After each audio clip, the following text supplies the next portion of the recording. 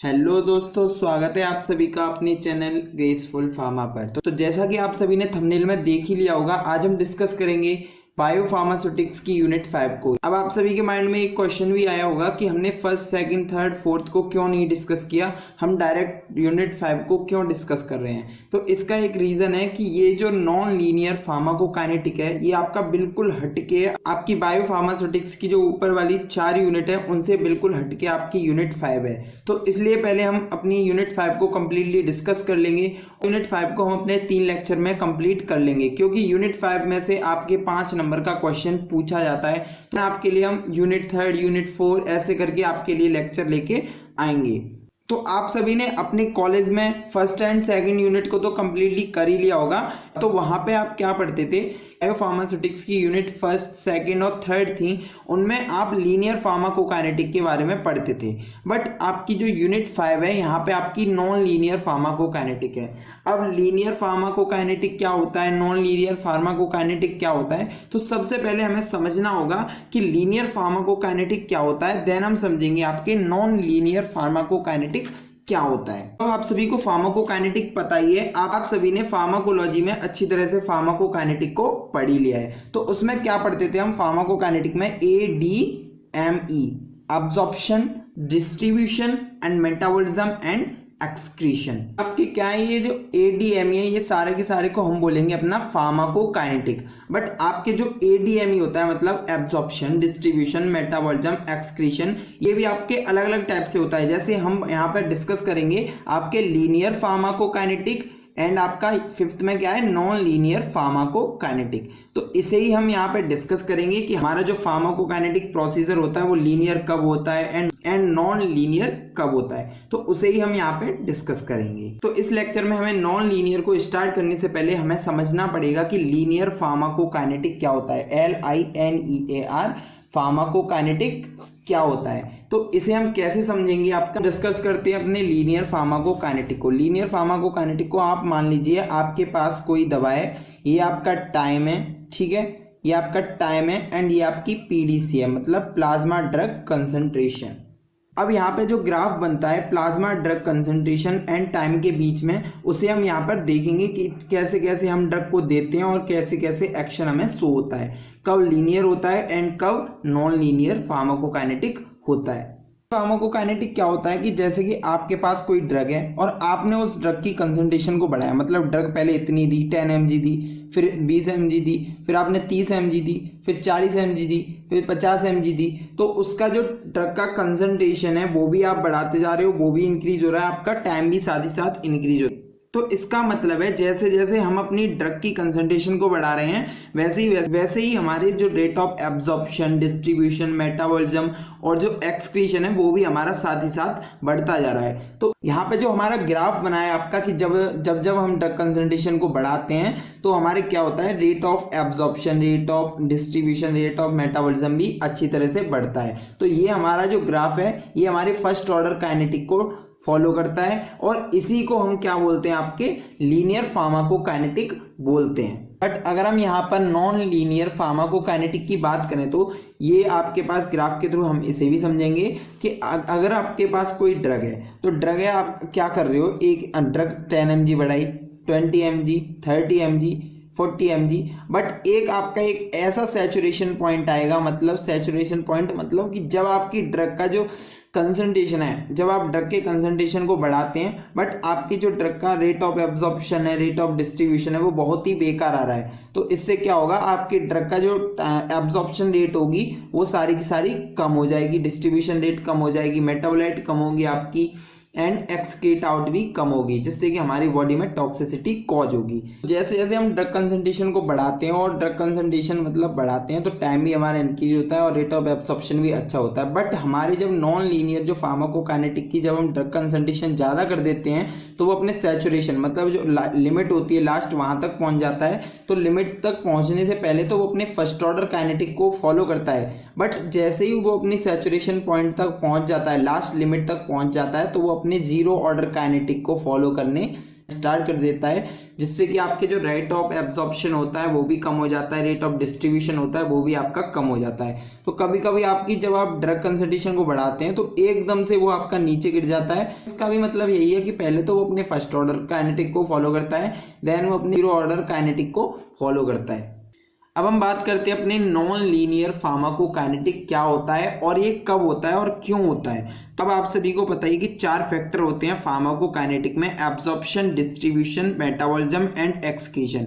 अगर किसी में भी मतलब इन चारों में से किसी में भी प्रॉब्लम आ जाती है, दिक्कत आ जाती है किसी भी एंजाइम की वजह से या किसी कैरियर की जब हम डाल देते हैं तो कोई प्रॉब्लम आ जाती है, तो हमें क्या होता है, नॉन लीनियर फार्माकोकाइनेटिक शो होता है। मतलब आपका जो रेट ऑफ एब्जॉर्प्शन होता है वो भी अच्छी तरह से नहीं हो पाता, रेट ऑफ डिस्ट्रीब्यूशन जो आपकी ड्रग डिस्ट्रीब्यूट होती है वो अच्छी तरह से नहीं हो पाती, मेटाबोलाइट होती है वो भी नहीं होती, और आपकी बॉडी से एक्सक्रीट आउट अच्छी तरह से नहीं हो पाती। उसे ही हम क्या बोलते हैं, नॉन लीनियर फार्माकोकाइनेटिक बोलते हैं। अब एब्जॉर्प्शन में क्या होगा कि जैसे आपने अगर ड्रग ली, एब्जॉर्ब मतलब आपके स्टमक में गई, तो स्टमक में जाने के बाद आपकी कोई वहाँ पे प्रॉब्लम हो गई, उस ड्रग को लेने से कोई प्रॉब्लम होगी, उसे वहाँ पे उस ड्रग ने वहाँ पे किसे अफेक्ट किया है, आपके एब्जॉर्ब मतलब वो अच्छी तरह से एब्जॉर्ब नहीं हो रही, जिसकी वजह से आपकी वो ब्लड में नहीं पहुँच पा रही। और सिंपल सी बात है कि जब वो ब्लड में नहीं पहुँच पाएगी तो वो आपकी अच्छी तरह से डिस्ट्रीब्यूट भी नहीं हो पाएगी, जो नेक्स्ट प्रोसेस होंगी वो भी नहीं कर पाएगी। अगर मानो आपकी ड्रग एब्जॉर्ब अच्छी तरह से होगी आपके ब्लड में, बट वो डिस्ट्रीब्यूशन फेज में आ चुकी है, तो डिस्ट्रीब्यूशन में क्या होता है, वो रिसेप्टर के साथ बाइंड करती है, तभी तो कहीं जाके अपना एक्शन शो करती है, देन वो मेटाबोलाइट होती है वहाँ एंजाइम के साथ। ठीक, अगर आपके रिसेप्टर में कोई प्रॉब्लम आ गई, रिसेप्टर के साथ अच्छी तरह से बाइंड नहीं कर पा रही, तो वहाँ पे भी आपके डिस्ट्रीब्यूशन में दिक्कत आएगी आपकी। अगर मानो डिस्ट्रीब्यूशन भी हो गया चलते चलते और अगर मेटाबॉलिज्म में आ गई, तो मेटाबॉलिज्म में क्या होगा, अगर आपके एंजाइम में कोई प्रॉब्लम है तो आपकी ड्रग अच्छी तरह से मेटाबोलाइट नहीं होगी और आपकी एब्जॉर्प्शन भी हो गया अच्छी तरह से, डिस्ट्रीब्यूशन भी हो गया एंड आपके मेटाबॉलिज्म भी अच्छी तरह से ड्रग का हो गया।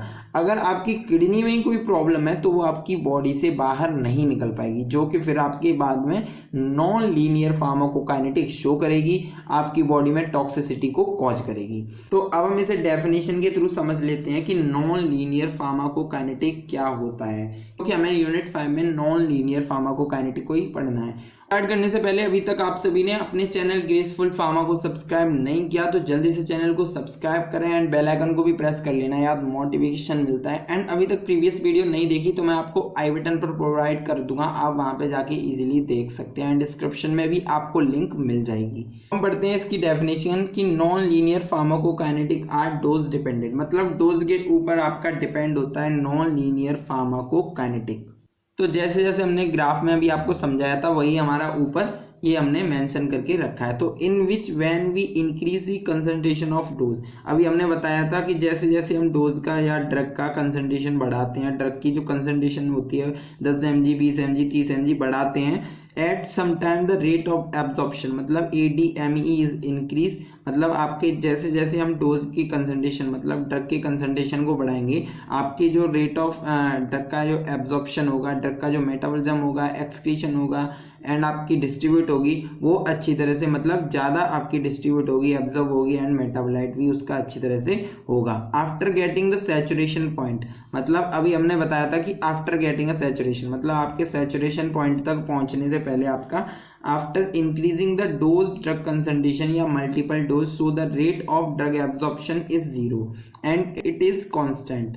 ठीक है, it follow first and zero order kinetic so it is called mixed pharmacokinetic. मतलब ये आपके जो नॉन लीनियर फार्माकोकाइनेटिक होती है वो आपके 2 ऑर्डर काइनेटिक को फॉलो करके चलती है, एक होता है आपका first order kinetic and second one होता है आपका जीरो ऑर्डर काइनेटिक। जो ग्राफ हमारे फर्स्ट ऑर्डर और जीरो ऑर्डर काइनेटिक को फॉलो करके चलता है उसे हम मिक्स्ड ऑर्डर फार्माकोकाइनेटिक भी बोलते हैं। तो हम लिख सकते हैं कि non linear pharmacokinetic is also known as mixed pharmacokinetic.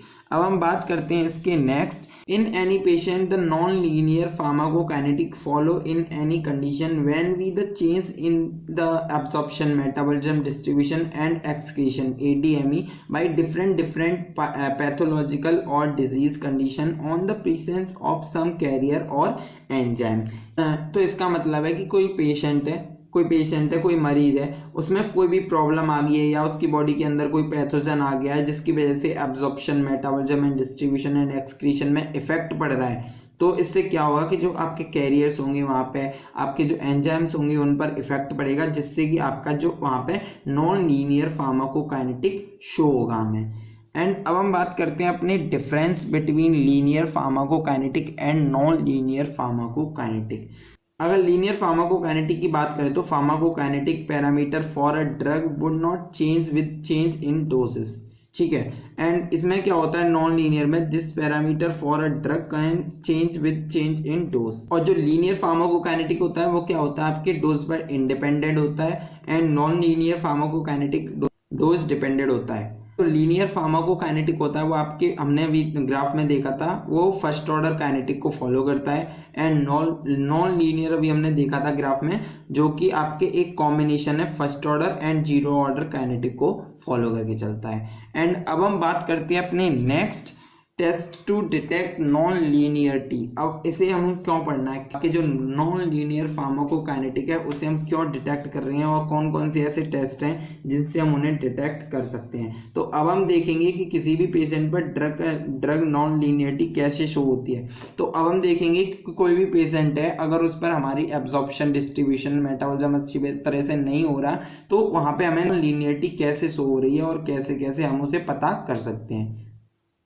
तो इसके लिए आपके बेसिकली दो मेथड दिए गए हैं जिन्हें हम एक एक करके डिस्कस करेंगे। तो सबसे पहले आपका determination of steady state plasma concentration at different doses. If we increase the dose of drug concentration, हमें सबसे पहले क्या करना पड़ेगा, जो ड्रग है उसके कंसंट्रेशन को हमें पहले बढ़ाना पड़ेगा। तो इसमें क्या है आपका कि कोई भी पेशेंट है तो उसमें हम क्या करेंगे, अपनी ड्रग की कंसंट्रेशन को बढ़ाएंगे, जैसे कि 10-20 mg हम उससे बढ़ाएंगे।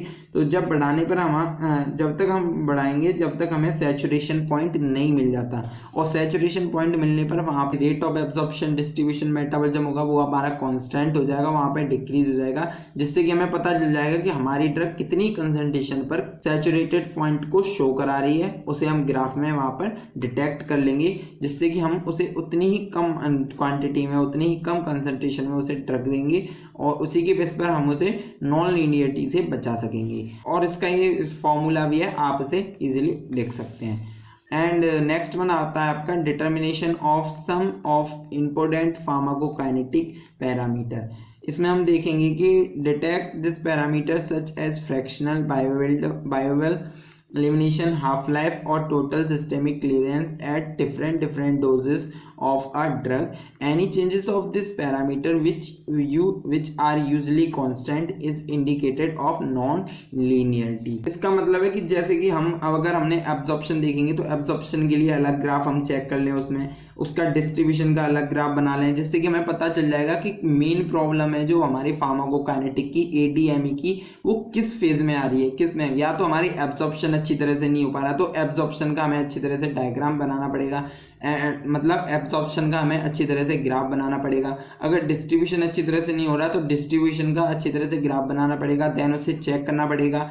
एंड अगर एलिमिनेशन, ऐसे ही आपका एलिमिनेशन, मेटाबॉलिज्म, इन सभी का ग्राफ बना के हमें अलग अलग चेक करना पड़ेगा, जिससे कि हमें पता चल जाएगा कि कौन से वाले फेज में हमारी नॉन लीनियरिटी हमें शो हो रही है। तो यहाँ अभी तक हमने इसके इंट्रोडक्शन और टेस्ट को हमने डिस्कस कर लिया है। नेक्स्ट वन में हम आपके लिए लेके आएंगे फैक्टर कॉजिंग नॉन लीनियरिटी, क्योंकि अगर हम इसमें ही आपके लिए लेके आएंगे तो लेक्चर बहुत ही ज़्यादा लेंथी हो जाएगा, तो इसलिए हम इस लेक्चर को यहीं पर ख़त्म करते हैं एंड नेक्स्ट लेक्चर लेके आएंगे आपके लिए फैक्टर कॉजिंग नॉन लीनियरिटी।